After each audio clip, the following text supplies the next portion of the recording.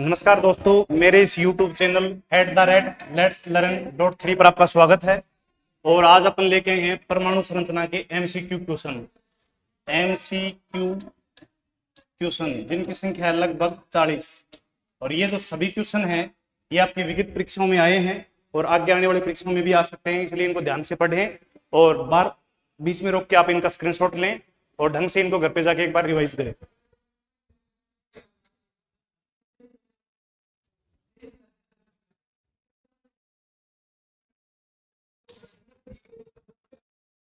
हमारा पहला सवाल है, पदार्थ का परमाणु सिद्धांत निम्न में से किसके द्वारा दिया गया था। सवाल है, पदार्थ का परमाणु सिद्धांत निम्न में से किसके द्वारा दिया गया था। तो क्या अवोगाद्रो के द्वारा दिया गया था, क्या डाल्टन के द्वारा दिया गया था, क्या न्यूटन के द्वारा दिया गया था, या पास्कल के द्वारा दिया गया था। तो इसका राइट आंसर है डाल्टन के द्वारा दिया गया था। किसके द्वारा दिया गया था? डाल्टन के द्वारा दिया गया था। दिया कब था इसने अपना परमाणु का सिद्धांत? 1844 में।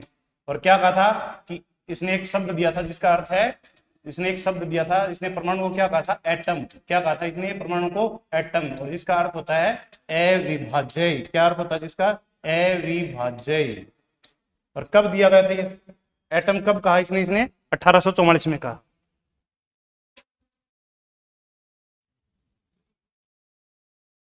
सेकंड जो सवाल है, परमाणु का आकार होता है, क्या 10 की पावर माइनस 8 सेंटीमीटर होता है, क्या 10 की पावर माइनस 10 सेंटीमीटर होता है, क्या 10 की पावर माइनस 13 सेंटीमीटर होता है, क्या 10 की पावर माइनस 6 सेंटीमीटर होता है। तो इसका आंसर होता है 10 की पावर माइनस 8 सेंटीमीटर। अगर ये 10 की पावर 8 सेंटीमीटर नहीं मिले तो आपको देखना है 10 की पावर माइनस 8 मीटर। क्या देखना है? 10 की पावर माइनस 8 मीटर।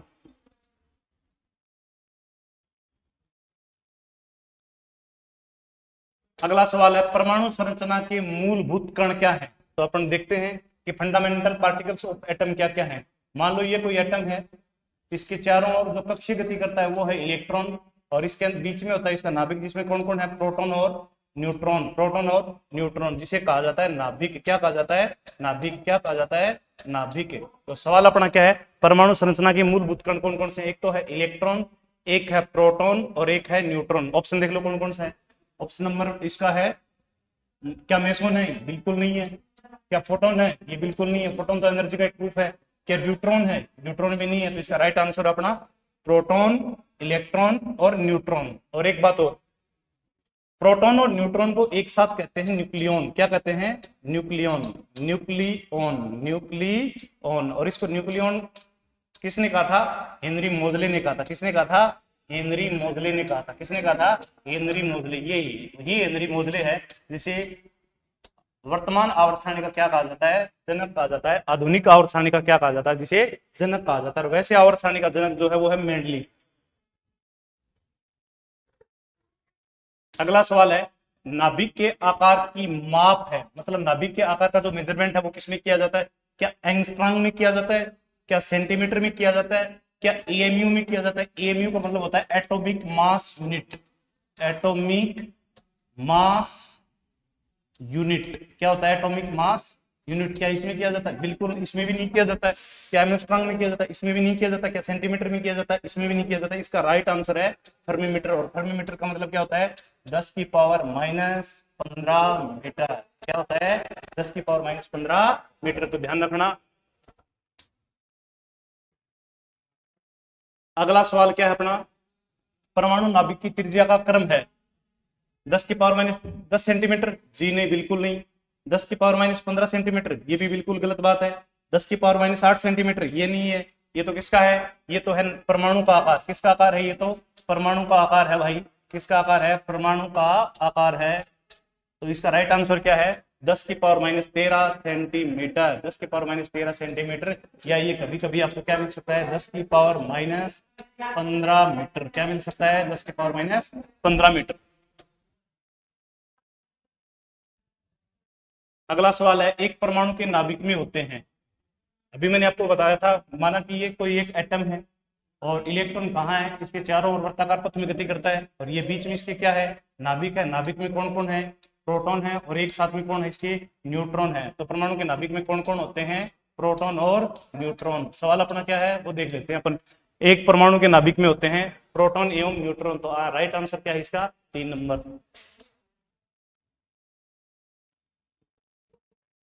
अगला सवाल है परमाणु नाभिक में उपस्थित मूलभूत कण क्या है? वही सवाल आ गया फिर से, इसका भी वही आंसर है, न्यूट्रॉन, न्यूट्रॉन तथा इलेक्ट्रॉन, प्रोटॉन तथा न्यूट्रॉन, यही है, सेम ही सवाल है।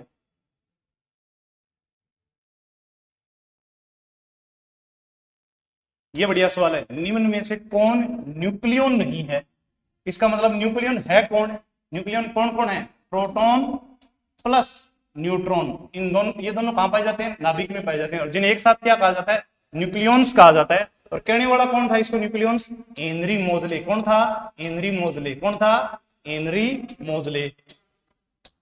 तो इसने सवाल ये पूछा कि न्यूक्लियंस कौन नहीं है, इसके अलावा बच गया कौन? फिर इसके अलावा बच गया अपना इलेक्ट्रॉन। कौन बच गया? इलेक्ट्रॉन। तो नाभिक के चारों ओर वर्ताकार पथ में चक्कर लगाता है, इसका राइट आंसर है ये, और जिसका सिंबल है ई नेगेटिव, जिसकी खोज करने वाले वैज्ञानिक थे थॉमसन।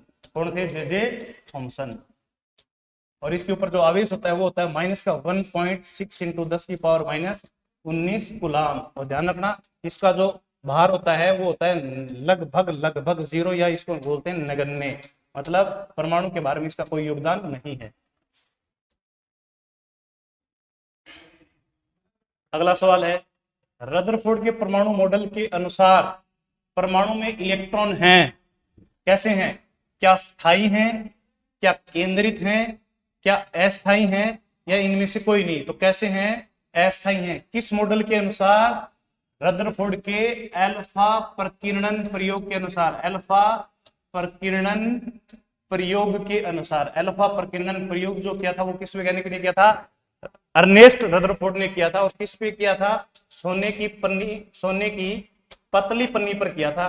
सोने की पतली पन्नी पर किया था। एक बात और बता देता हूं मैं, किस पे किया था? सोने की पतली पन्नी पर किया था।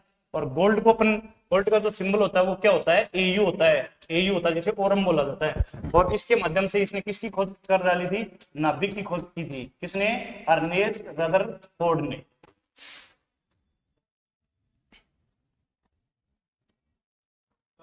अगला सवाल है रदरफोर्ड का अल्फा प्रकीर्णन प्रयोग के आकार से संबंधित है। किससे संबंधित है? क्या परमाणु के आकार से संबंधित है? क्या इलेक्ट्रॉन से संबंधित है? क्या न्यूट्रॉन से संबंधित है? न परमाणु के आकार से संबंधित है, न इलेक्ट्रॉन से संबंधित है, न न्यूट्रॉन से संबंधित है। रदरफोर्ड भाई साहब ने खोज की थी नाभिक की। किस प्रयोग के द्वारा? अल्फा प्रकीर्णन प्रयोग के द्वारा। अगला सवाल है एक परमाणु नाभिक की खोज के प्रयोगों के आधार पर की गई थी। किसके आधार पर की गई थी? एक परमाणु के नाभिक की खोज जो है वो किसके प्रयोगों के आधार पर की गई थी? तो मैं आपको बता देता हूं किसके प्रयोगों के आधार पर की गई थी। रदरफोर्ड के प्रयोगों के आधार पर की गई थी। रदरफोर्ड के एक्सपेरिमेंट के आधार पर की गई थी। किसके प्रयोग के आधार पर? रदरफोर्ड के एक्सपेरिमेंट के आधार पर की गई थी।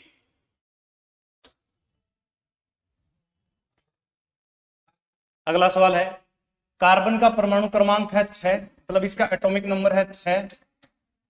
ओके, इसका परमाणु द्रव्यमान है 12, मतलब एटॉमिक मास कितना है इसका? 12। सवाल है कार्बन के नाभिक में उपस्थित प्रोटॉन की संख्या बताइए। कार्बन का जो नाभिक है उसमें प्रोटॉन कितने होंगे? तो याद रखना है जितना परमाणु क्रमांक होगा उतना ही उसमें क्या होंगे? प्रोटॉन होंगे। इसका मतलब कार्बन के नाभिक में कितने प्रोटॉन है? 6। तो इसका राइट आंसर क्या है? 6।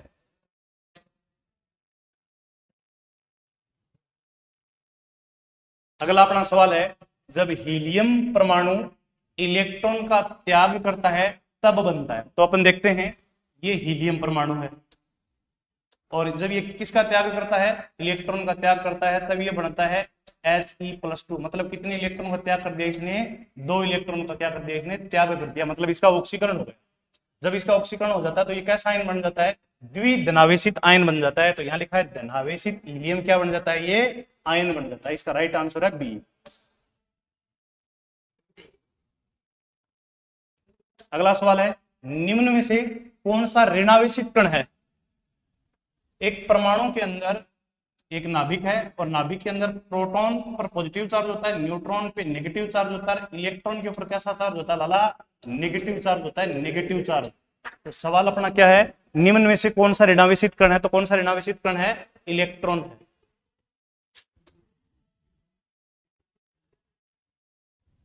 अगला है इलेक्ट्रॉन पर आवेश को सुनिश्चित मान का निर्धारण किसके द्वारा किया गया था? तो इलेक्ट्रॉन के ऊपर जो आवेश होता है वो पहले होता कितना है, वो होता है माइनस का 1.6 इंटू 10 की पावर माइनस 19 कूलाम। कितना होता है? 1.6 इंटू 10 की पावर माइनस 19 कूलाम। और इसके ऊपर जो आवेश बताया था वो बताया था मिलिकन ने। किसने बताया था? मिलिकन ने। मिलिकन नामक वैज्ञानिक थे, उसने इसके आवेश को खोजा था। और किस विधि द्वारा किया था या किस एक्सपेरिमेंट के द्वारा खोजा गया था? तो उस एक्सपेरिमेंट का नाम है ऑयल ड्रॉप मेथड, या जिसे बोलते हैं तेल बूंद विधि। ऑयल ड्रॉप मेथड या जिसे कहते हैं तेल बूंद विधि।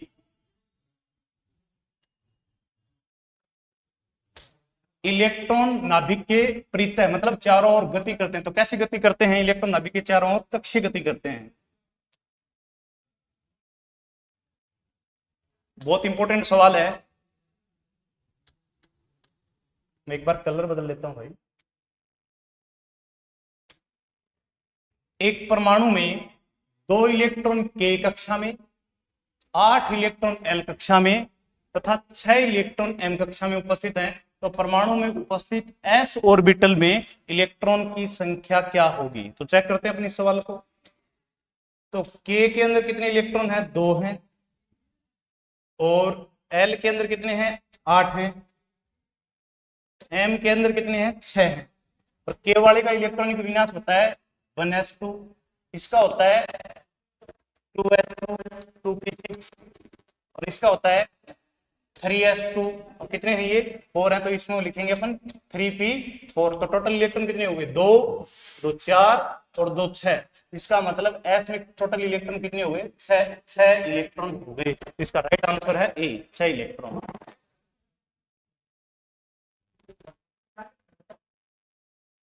अगला सवाल है प्रोटॉन इलेक्ट्रॉन से कितना गुना भारी है? तो ये आपको डायरेक्ट याद रखना है, 1837 गुना भारी है। कितना गुना भारी है? 1837 गुना भारी है।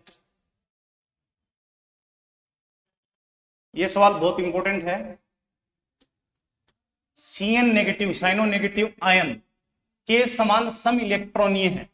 तो सम इलेक्ट्रॉनीय का मतलब है इलेक्ट्रॉन की संख्या समान। क्या समान? इलेक्ट्रॉन की संख्या समान।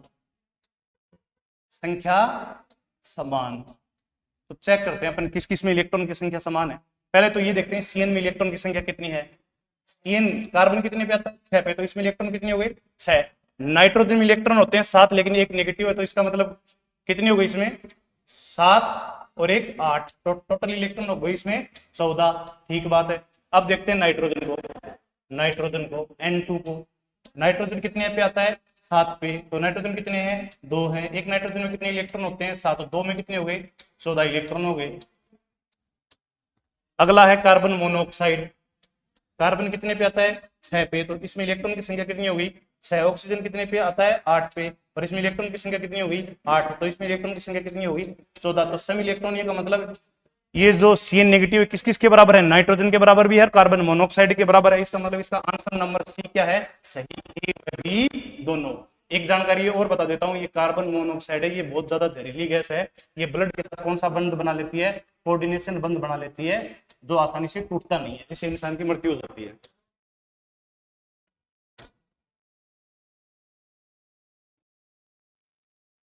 अगला सवाल है निम्न में से किसमें अधिकतम एम कक्षा के इलेक्ट्रॉन उपस्थित हैं? तो किसी भी कक्षा में इलेक्ट्रॉन को ज्ञात करने का सूत्र होता है 2n²।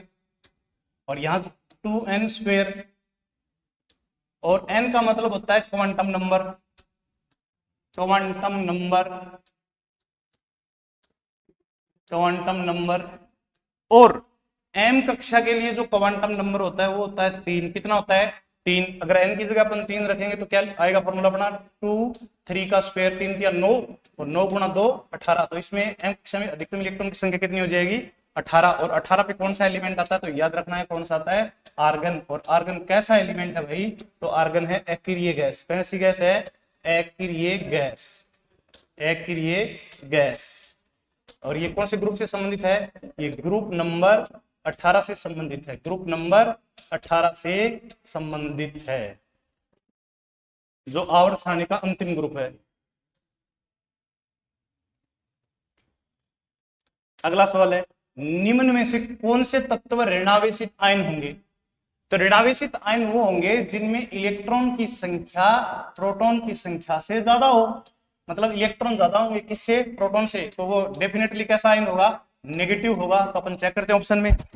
यदि ये प्रोटॉन की अपेक्षा अधिक इलेक्ट्रॉन धारण होंगे, यदि ये न्यूट्रॉन की अपेक्षा अधिक इलेक्ट्रॉन धारण होंगे, यदि ये इलेक्ट्रॉन की अपेक्षा अधिक प्रोटॉन धारक होंगे, यदि ये न्यूट्रॉन की अपेक्षा अधिक इलेक्ट्रॉन धारक होंगे, तो इसका राइट आंसर ए, क्योंकि इसमें प्रोटॉन की संख्या कम है और इलेक्ट्रॉन की संख्या क्या है? ज्यादा। जब इन दोनों का योग करेंगे तो आंसर किसमें आएगा? माइनस में। अगला सवाल है, एक परमाणु के उच्चतम ऊर्जा स्तर के इलेक्ट्रॉन कहलाते हैं, क्या कहलाते हैं? तो इसका ध्यान रखना, उच्चतम ऊर्जा स्तर के इलेक्ट्रॉन कहलाते हैं संयोजक इलेक्ट्रॉन। संयोजक इलेक्ट्रॉन, और संयोजक इलेक्ट्रॉन का मतलब होता है वैलेंसी इलेक्ट्रॉन। कौन से इलेक्ट्रॉन? वैलेंसी, जिसे अपन कहते हैं संयोजकता, जिसे अपन क्या कहते हैं? संयोजकता। और संयोजकता का होता है किसी भी परमाणु के बाह्यतम कोश में उपस्थित इलेक्ट्रॉन की संख्या क्या कहलाती है? संयोजकता। जैसे Na के बाह्यतम कोश में कितने इलेक्ट्रॉन हैं? एक। इसके कारण इसकी संयोजकता कितनी है? +1। और ध्यान रखना है Na कैसा एलिमेंट है? सक्रिय एलिमेंट है, जो जल के साथ संपर्क करते क्या पकड़ लेता है? आग पकड़ लेता है। इस वजह से इसको किस में रखा जाता है? मिट्टी के तेल में रखा जाता है। अगला सवाल है, Fe के नाभिक में 26 प्रोटॉन होते हैं, ठीक बात है। Fe+2 के आयन में कितने इलेक्ट्रॉन होंगे? तो चलो चेक करते हैं, Fe+2 के आयन में कितने इलेक्ट्रॉन होंगे? Fe आता है भाई 26 पे, तो इसका मतलब इसमें इलेक्ट्रॉन की संख्या कितनी हो गई? 26 हो गई। अब ये पूछ रहा है कि जब Fe के ऊपर चार्ज कैसा आ जाए? +2 आ जाए, अर्थात Fe के ऊपर जब चार्ज 0 होता है तभी होता है आयरन। क्या होता है? आयरन। क्या होता है ये? आयरन। और जब इसके ऊपर 2 चार्ज आ जाता है तब इसको बोला जाता है फेरस। क्या बोला जाता है? फेरस। ध्यान रखना। और जब इसमें से 2 इलेक्ट्रॉन निकल जाएंगे तो इलेक्ट्रॉन की संख्या इसमें कितनी बचेगी? 24। कितनी बचेगी? 24। तो इसका राइट आंसर क्या हो गया? 24। एक बात बता देता हूं, जब Fe की ऑक्सीकरण अवस्था 0 होती है तब इसे आयरन कहा जाता है, जब Fe की ऑक्सीकरण अवस्था 2 होती है तब इसे फेरस कहा जाता है, और Fe की 2 ऑक्सीकरण अवस्था होती है हीमोग्लोबिन में। किसमें होती है? हीमोग्लोबिन में। किसमें होती है? हीमोग्लोबिन में।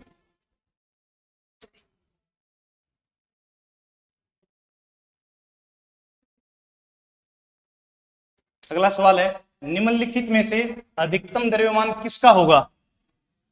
इलेक्ट्रॉन का होगा, प्रोटॉन का होगा, न्यूट्रॉन का होगा, या हाइड्रोजन के नाभिक का होगा?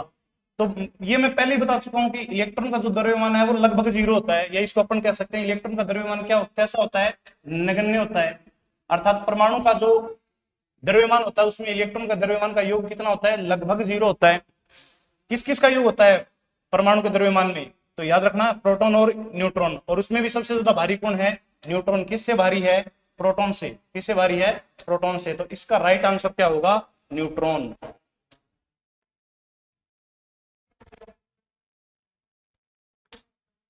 प्रोटॉन का द्रव्यमान किसके द्रव्यमान के समान होता है? तो मैं बता देता हूं, प्रोटॉन का जो द्रव्यमान है वो लगभग किसके बराबर होता है? न्यूट्रॉन के द्रव्यमान होता है, लेकिन बराबर नहीं होता है, लगभग बराबर होता है। तो इसका राइट आंसर क्या आएगा? न्यूट्रॉन।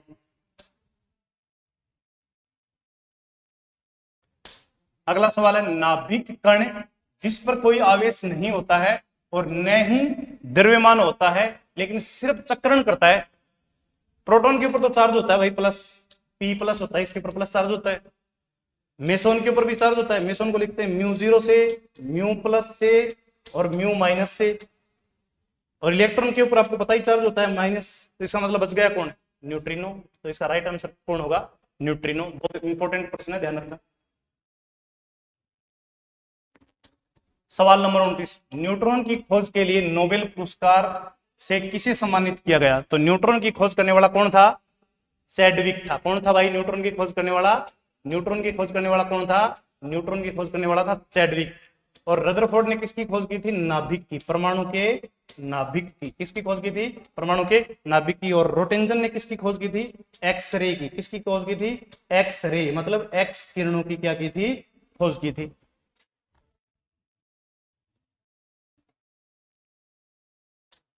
अगला सवाल है, एक द्विधनावेशित आयन का इलेक्ट्रॉनिक विन्यास 2, 8, 14 है, और इसका परमाणु द्रव्यमान 56 है, इसके नाभिक में न्यूट्रॉन की संख्या क्या होगी? तो इसने लिखा है द्विधनावेशित आयन, तो मतलब मैं ये लिख रहा हूं द्विधनावेशित आयन। इसका इलेक्ट्रॉनिक विन्यास कितना है? 2, 8 और 14 और 2 इलेक्ट्रॉन ये, तो इसमें टोटल इलेक्ट्रॉन कितने हो गए? 2 और 8 10 और 10 10 20 और 20 अच्छा है 26। इसका एटॉमिक नंबर कितना है? इसका एटॉमिक नंबर है भाई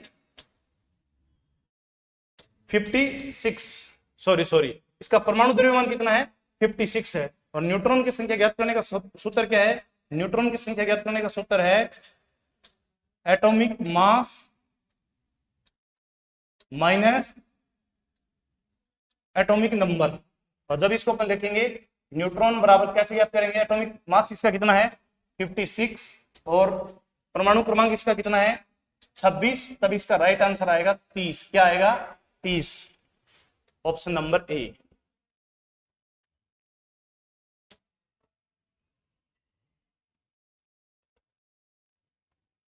अगला सवाल है निम्न में से कौन समूह का सदस्य नहीं है?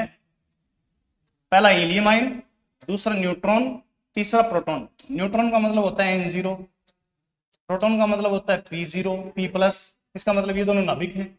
और हीलियम आयन का मतलब होता है He+2, इसका मतलब ये क्या बन गया? प्रोटॉन बन गया।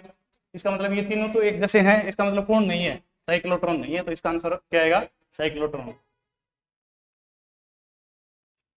अगला सवाल है इलेक्ट्रॉन का विरोधी कण है, एंटी इलेक्ट्रॉन कौन है? तो एंटी इलेक्ट्रॉन, इलेक्ट्रॉन का मतलब होता है ई नेगेटिव और एंटी इलेक्ट्रॉन का मतलब होना चाहिए ई प्लस, और ई प्लस का मतलब होता है पोजिस्ट्रॉन। क्या मतलब होता है?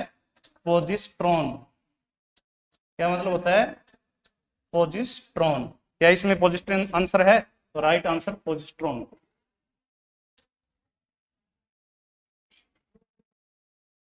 सवाल नंबर 34, निम्न में से कौन से दो बल हैं जो न्यूट्रॉनों के मध्य आकर्षण पैदा कर सकते हैं? तो देखते हैं अपन। ये एक परमाणु है, ये इसका नाभिक है, ये इसमें न्यूट्रॉन है, ये इसमें न्यूट्रॉन है, तो इसके मध्य आकर्षण कौन पैदा करते हैं? तो इस पूरी प्रकृति में चाहे पार्टिकल छोटा हो चाहे पार्टिकल बड़ा हो, उन दोनों के मध्य सदैव एक बल कार्य करता है जिसे बोला जाता है ग्रेविटेशन फोर्स, मतलब गुरुत्वाकर्षण बल। एक तो ये हो गया। दूसरा, चूंकि नाभिक के अंदर है तो इसके मध्य एक बल लगेगा जिसे अपन बोलते हैं नाभिकीय बल, और सबसे स्ट्रॉन्ग फोर्स जो है वो कौन सा है? नाभिकीय बल है। तो आंसर देखो, गुरुत्वाकर्षण बल और नाभिकीय बल। गुरुत्वाकर्षण बल स्थिर बल ये तो नहीं है, अन्य बल ये भी नहीं है, गुरुत्वाकर्षण बल सही है, नाभिकीय बल ये भी सही है, तो इसका आंसर है सी, स्थिर वैद्युत बल हो नहीं सकता। अगला सवाल है कैथोड किरणें क्या है? विकिरण है, विद्युत चुंबकीय तरंग है, या कर्ण प्रवाह है? ये क्या करते हैं? किसका प्रवाह करते हैं? इलेक्ट्रॉन का प्रवाह करते हैं। अगला सवाल है जब कैथोड किरणें उच्च परमाणु भार वाले बिंदु से टकराती हैं तो ये उत्पन्न करती हैं, क्या ये अल्फा किरणें उत्पन्न करती है? बिल्कुल नहीं करती। क्या ये अल्फा व गामा किरणें उत्पन्न करती है? ये भी नहीं करती। तो ये क्या उत्पन्न करते हैं? ये एक्स किरणें उत्पन्न करते हैं।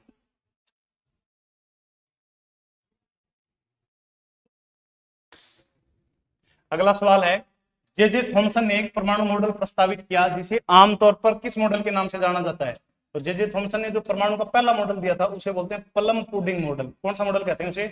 Plum pudding model. कौन सा मॉडल कहते हैं? Plum pudding model. कौन सा मॉडल?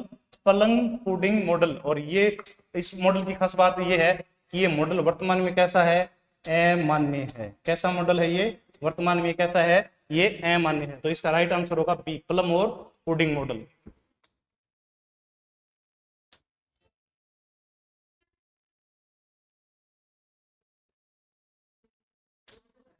किसी तत्व का परमाणु क्रमांक उसमें उपस्थित निम्न में से किसकी संख्या बताता है? किसी तत्व का परमाणु क्रमांक, परमाणु क्रमांक का मतलब होता है number of proton. Number of proton, तो किसकी संख्या को बताएगा? नंबर ऑफ प्रोटॉन की। तो इसका आंसर आएगा बी।